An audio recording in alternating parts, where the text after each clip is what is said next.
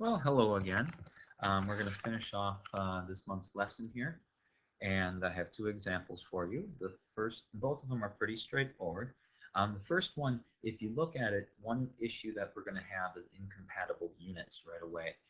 So we'll have to deal with that. It talks about a car accelerates on a straight road from rest to 75 kilometers per hour in 5 seconds. What is the magnitude of the average acceleration? Um, a lot of times this is a pretty simple one, so most of you probably won't need a picture, but I'll draw one anyway. We have a straight line. We just have a car on the road here. Don't expect um, me to win any art awards for this, but it starts at rest. Now, one thing you're going to need to get used to in physics is a lot of times there's words that actually mean a lot even though they aren't numbers.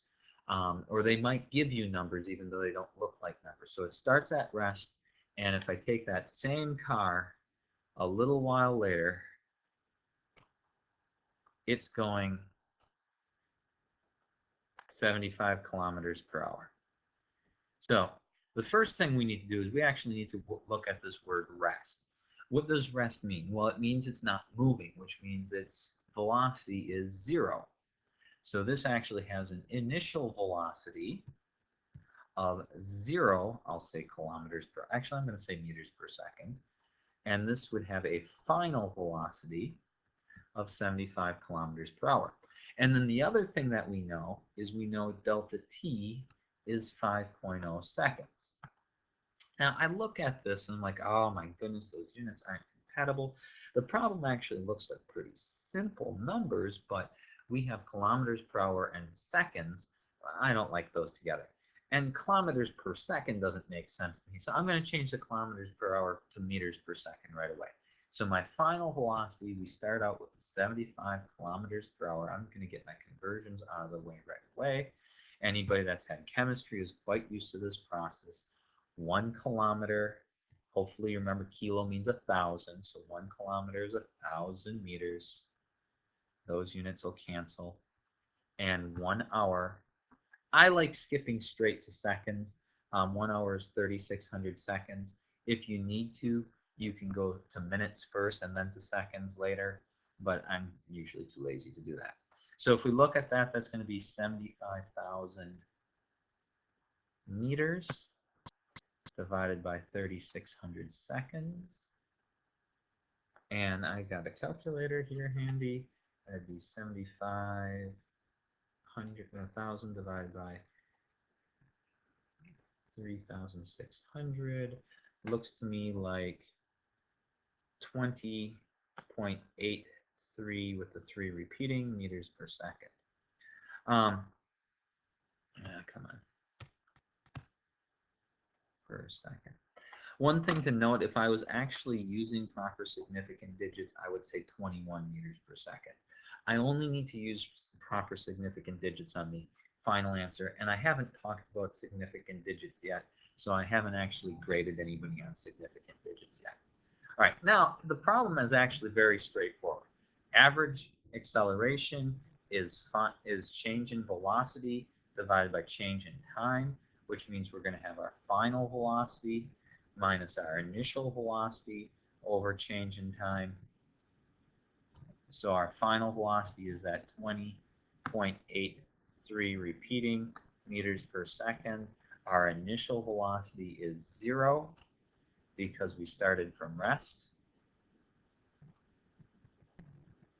And then we're dividing by 5 seconds. And now I'll use 5.0 seconds. Now I'll use proper significant digits. And this would be approximately 4.2 meters per second squared. And actually, if we wanted to be exact, I'll tell you what that is right away. Looks like 1/6, 4 and 1/6 meters per second squared. So a very straightforward problem. Things that I want you to kind of note about this problem. First, we didn't have compatible units, so we did have to convert, but that's very straightforward. If you had missed a piezo, oh my goodness, you probably did a ton of that. Second is it's often good to draw a picture. In this case, you probably didn't need one, but it's still good to draw one. It helps you organize your thoughts. And then the third thing is get used to listing your given information. In all the stuff that we've done so far, it's pretty simple what we've done, but when you get into more difficult physics, the more information you list, a lot of times you're like, oh, I have an equation that can do that. So it's nice to list that given information up because it helps you organize your thought a little bit more.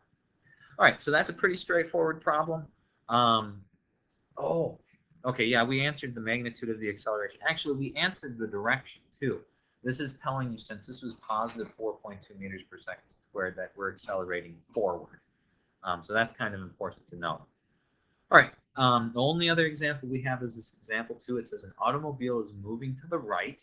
Okay, now let me steal my automobile from the last slide. Copy. All right. Come on. Paste. All right, automobile is moving to the right along a straight highway again, which we choose to be the positive x-axis. When the driver steps on the brakes, okay, so we're accelerating there in the negative direction. Some people call it a deceleration. It's more appropriate calling acceleration in the negative direction. If the initial velocity of the driver, okay, initial velocity is 15.0 meters per second, and it takes 5 seconds, so delta t is 5 seconds to slow down to 5 meters per second. Okay, so this is my final velocity.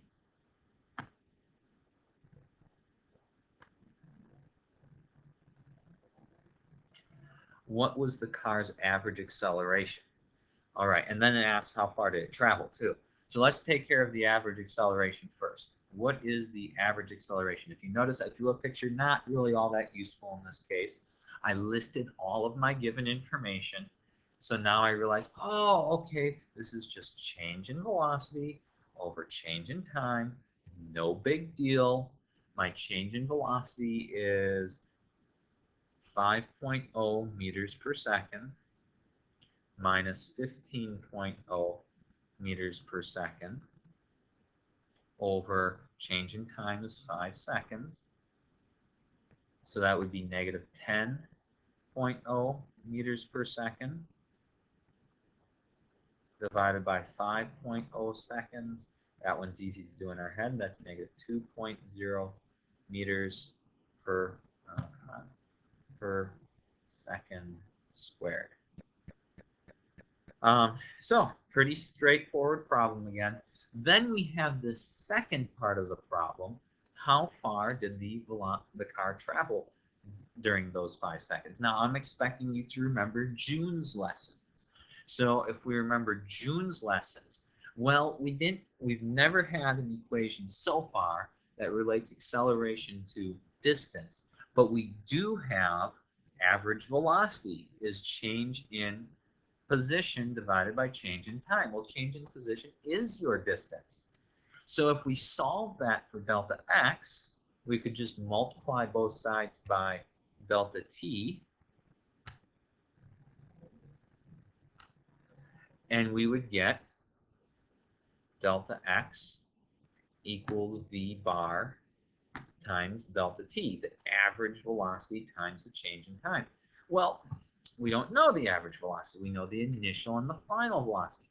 But if you remember, v bar just means average, right? This is average. Oh, we know how to find an average. We take the final velocity plus the initial velocity. We add them up and divide by 2. So we can do that because it's a constant acceleration. If it wasn't, it would be much more difficult. We'd have to do an integral. That won't make any sense to any of you until the calculus students get to integrals second semester. No, we're not going to bother with that. So we're just assuming constant acceleration. Hopefully they even said that. Well, they didn't, but we're going to assume it. So we can just take the final velocity, which is 5.0 meters per second, plus the initial velocity, which was 15.0 meters per second, and divided by 2, and that would be 20 divided by 2, or 10.0 meters per second. All right, and then we're going to go ahead and take that and substitute it back into this part, and we'd have delta x equals 10.0 meters per second times delta t, which is 5.0 seconds. You'll see those seconds would eliminate in this case.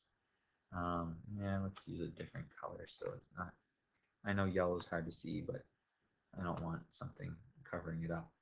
And then that's easy. Delta x would just be 10 times 5 is 50 meters.